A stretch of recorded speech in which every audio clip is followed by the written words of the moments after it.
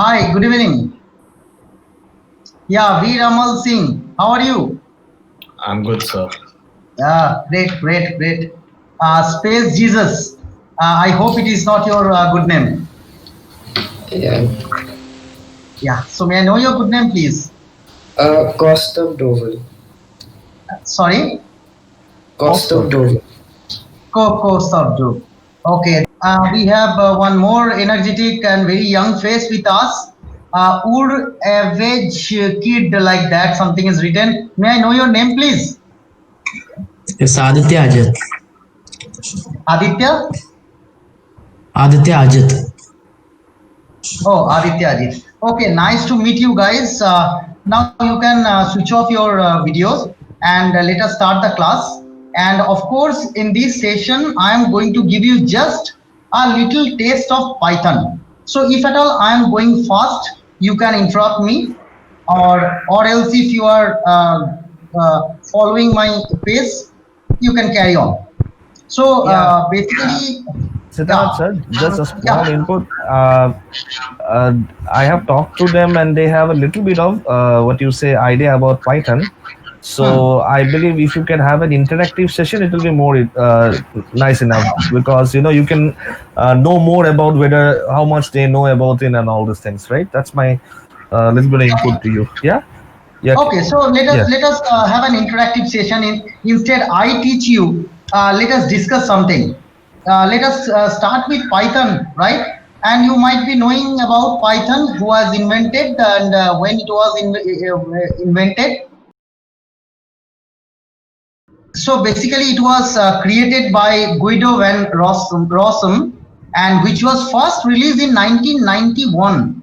Now we have a good craze among us about learning Python, but I tell you that Python is pretty old, and which was introduced in 1991, right? And now Python is one of the most popular programming language. When you come to web development, when you talk about software development, when you talk about mathematics, when you talk about system scripting, when you talk about artificial intelligence, when you talk about machine learning, when you talk about data analytics, when you talk about robotics, when you talk about share market analysis, whether you talk about weather forecasting, everywhere Python has contributed and contributing and will contribute hopefully next 25 years.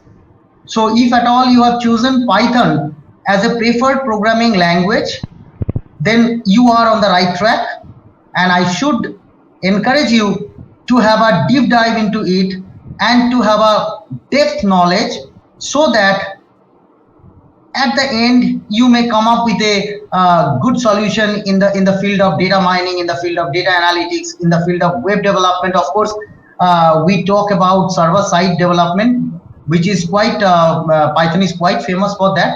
Or for front end and UI, you can go for always HTML, JavaScript, CSS, like that. But when we talk about server side scripting, server side programming, of course, for web services, of course, Python is one of the most preferred language in recent days. So hope you understood. Let us go to the next slide. So we will be discussing about what Python can do. So I hope you all are aware about it. So first of all, very popular one is web applications, web services. Apart from that, software to create workflows. Then, of course, Python can be connected with database systems. So all kind of database activities you can do by using Python. Python can handle big data. I have already told you that it has a great potential in coming days when we talk about big data analytics, right? And the beauty of Python is that it can really do wonderful mathematic calculations, right? In a very easy way. So we will be exploring all these things when we will come to each and every section of Python. Okay, and Python can be used for rapid prototyping. What is rapid prototyping?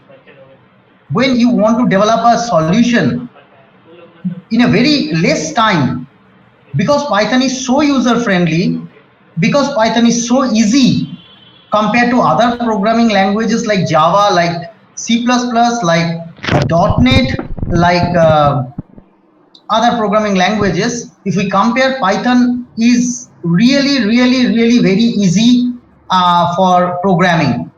Okay, so let us go to the next slide.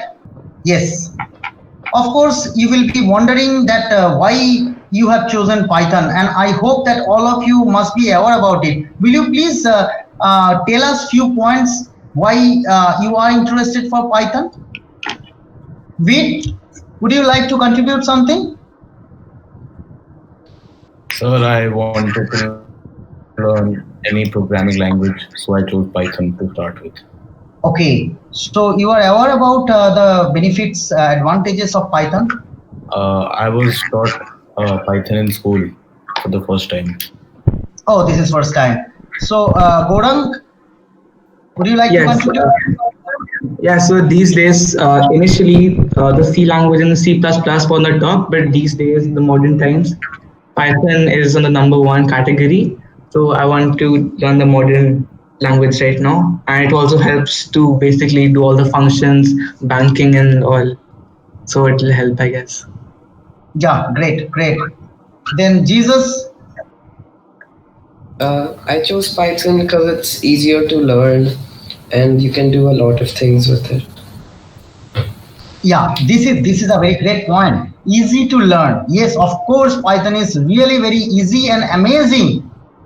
You know, programming language so far we have ever seen, right? So, of course, Python works with a different platform, different operating systems, starting with Windows, Mac, Linux, Raspberry Pi for doing robotics and all. So if you have a copy of Windows or Linux, or if you are using MacBook, almost all the operating system has inbuilt Python inside it. So you can really explore that Python is inbuilt. And if at all it is not inbuilt in a particular version of operating system, so we will tell you how to install it and how to configure, right? But most of the operating system now, updated operating system has inbuilt Python. And as I have told you that Python is very much easy because it has a very simple syntax. I will tell you that in normal C++, you know, it's very difficult to, let us suppose if you are talking about variable declaration, right? So for C++, what you have to do, let us take an example of C. So first of all, you have to define the type of the variable you would like to take. Then after taking that, you have to declare the variable, you have to assign values, lot of things. But simply in Python, you can just declare the variable without having any syntax. And so funny. And Python is very similar to English language. The initial development of Python, when the research was taking place to develop a programming language which will resemble like a normal language like English. So then people thought to develop a programming language which will be just like an English. You do not have to at all worry about writing so many syntax, writing so many expressions. So they made a programming language which is known as Python. So we can say that similarly, if we know English, then we can write programs in Python. Also, Python has syntax that allow developer to write programs with fewer lines. Remember, fewer lines. Now let us suppose for integer addition. Let us take an example of integer addition. So in C, what you have to do that you have to first declare variable, then you have to write an expression, then you will have to print it. But in Python, what you do is that you write a plus b is equal to c and then print the parameter, get the value, and print the result is printed. It is so easy. And one very good point of Python is that Python is much faster than Java because it believes it works on interpreter, not compiler. So there is a fundamental difference between a compiler and interpreter. You must know that compiler, the conventional programming languages like C, C++, they works on compiler. Java works on compiler as well as interpreter. Means it is a combination, it's a hybrid model. Okay, that is why it is called just-in-time, just-in compiler, right? So here Python purely believes on interpreting the statement. How it does and why it is so easy, because if you write an expression or write a statement, once you go for the new line, immediately that particular line will be validated, error will be checked, and you move to the next line. So it is so interesting, So basically compiler takes the whole program, compile it, then ready for execution. And during compilation, if your program, if your compiler finds any error, then it reports you. So it is a time-taking affair. But in Python, after writing one sentence, immediately you can see where you have done mistake, whether it is syntactic error, whether it is semantic error, right? So, so the beauty of Python is that it runs on interpreter, not compiler. And next is that Python can be treated in a procedural way, or an object-oriented way, or a function-oriented way. So, the beauty of this, if you want to write a program, based on a function, it will work. If you want to write a program or piece of a program which is purely on object-oriented concept, it will work. So you at all do not have to worry about that what exactly you are writing, but at the end you would love to see your output.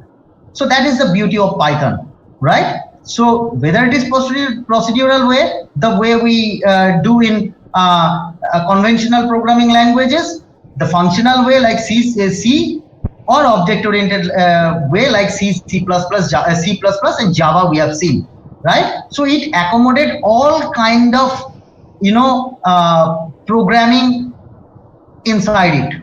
So that is the beauty of Python.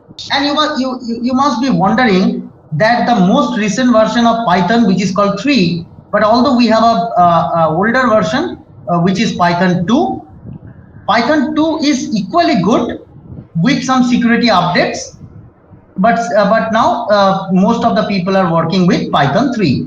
But Python 2 is equally good. But we will work on Python 3, not Python 2. And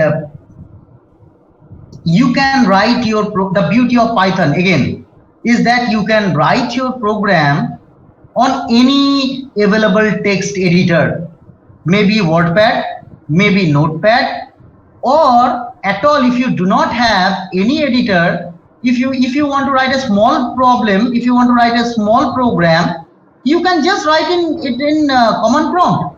You do not require any text editor, any other interfaces. Just you write your program on command prompt itself, and it will work. So that is the one of the beauty for testing small programs, getting output. So you can write on the command prompt itself. And if you are really looking for larger programs or a collection of programs or a complete software to be built, then you have to go for standard integrated development environment. So they are called, maybe you can use Thonny, you can use PyCharm, you can use NetBeans, or you can even use Eclipse. So there is no problem. Freedom is given to you for using any of the IDs which you like. Now, when we will be doing initial, programs, we will prefer to do in command line. So we will have a grip on command line execution. Once we will go for little more complicated program, we will go for some integrated development environment, and we will choose whether we will go for Eclipse, NetBeans, or we will choose that, right? So could you understand what I've said so far? Would you like to add anything? Okay. No, sir. Okay, then let us move to the next slide. So now we are entering into Python programming, and we will start with the syntax. So now discuss about syntax, and you know that two things are very important for any programming language you want to learn. One thing is very important, is called logic building. So you should know that how to solve a problem. If I tell you to find out the area of a circle, then you must know the logic behind it, right? So once you formulate the logic, then comes to the programming language where you are going to implement that logic. So if it is C, if it is C++, if it is Java, or if it is Python. So programming languages are having their own syntaxes. But remember one thing, that logic will be always common. Once the logic is built, you can apply it on any programming language, you can implement it with any programming language. Now, as we are talking about Python, we will learn about the syntaxes of Python. As I have told you in my first slide, that Python was basically developed for a good readability, right? Now you have seen, so far we have seen a lot of programming languages, C, C++, Java. Once we write a program and then we do not access it, and after maybe 7 days or 15 days, you again go through the program, you get confused. So what exactly I have written? You take some time to understand. But in Python, you do not have to worry about it, because it is just like English language and it is a bit of mathematics. So once you write anything, very next day or after 15 days, you can recall it properly, because it is just written in English language. So you can easily recall it and start working with a program again, right? And Python uses new lines to complete a command. So once you write something, you do not have to worry about whether you put semicolon to end the instruction or not. Just you go to the next line, that instruction, that statement is done, right? So once you write a sentence, let's say A plus B is equal to C, then you do not have to worry about semicolon, full stop, nothing. Just you enter the enter button, press the enter button, go to the next line and start writing the other lines of the programs, right? So do not worry about the semicolon, parentheses and at all. It is so easy. And one thing you should remember, I would like to tell you that you should remember it, that Python depends on indentation. Do you know what is indentation? Indentation is just a space, right? So once you write a line of program, and if you go to the next line, depending upon what you write, you have to maintain the indentation, right? So that, you know, such as the, let us suppose for the scope of loops you are talking about, or the scope of a variable or function or classes. Other programming languages, we have seen that we use curly braces, right or not? But here in Python, we would be very, very serious about the indentation we use. In my next slide, I will show you that how we are managing indentation and how much it is important for Python, right?